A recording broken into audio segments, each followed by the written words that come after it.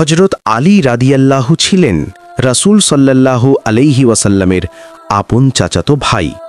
রাসূল সাল্লাল্লাহু আলাইহি ওয়াসাল্লামের চাচা আবু তালিবের ছেলে। রাসূল সাল্লাল্লাহু আলাইহি ওয়াসাল্লামের নবুয়ত প্রাপ্তির সময় তার বয়স ছিল 10 বছর। সে সময় তিনি ইসলাম গ্রহণ করেন। কিশোরদের মধ্যে তিনি ছিলেন প্রথম মুসলিম। রাসূল সাল্লাল্লাহু আলাইহি ওয়াসাল্লামের প্রত্যক্ষ তত্ত্বাবধানে তিনি শিক্ষা লাভ করেন। তিনি ছিলেন কোরআনের হাফেজ এবং একজন শ্রেষ্ঠ মুফাসসির।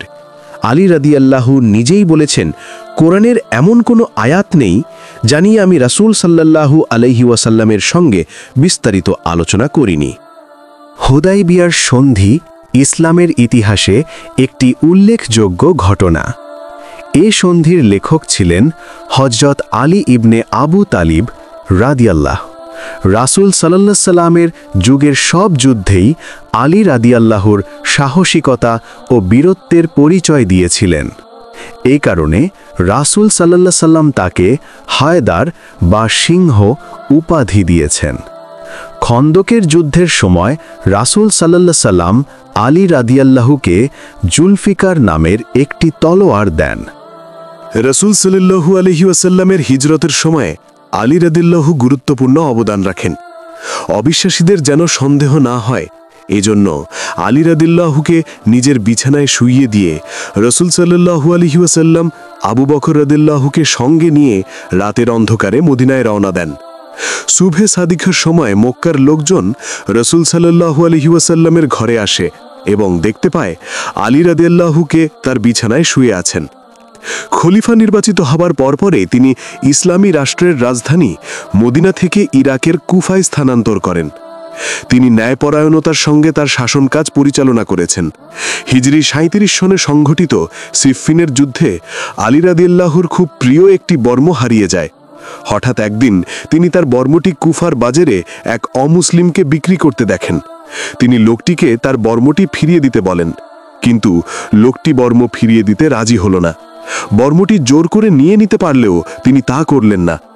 আইন অনুযায়ী লোকটির বিরুদ্ধে কাজীর আদালতে মামলা করেন। কাজীও কঠোর ন্যায় বিচারক।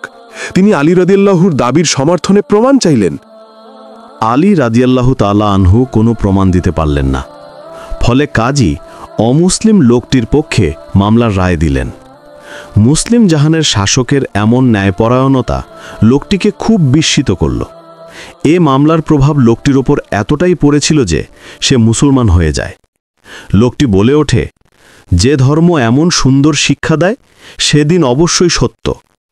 আমি সাক্ষ্য দিচ্ছি বর্মটি আমিরুল মুমিনিনের। সিফফিন যুদ্ধে যাওয়ার সময় উটের পিঠ থেকে বর্মটি পড়ে গেলে আমি তা তুলে নিই। লোকটি ইসলাম গ্রহণ করায় আলী রাদিয়াল্লাহু তাআলা আনহু খুব খুশি হয়ে বর্মটি তাকে উপহার হিসেবে দিয়ে দেন।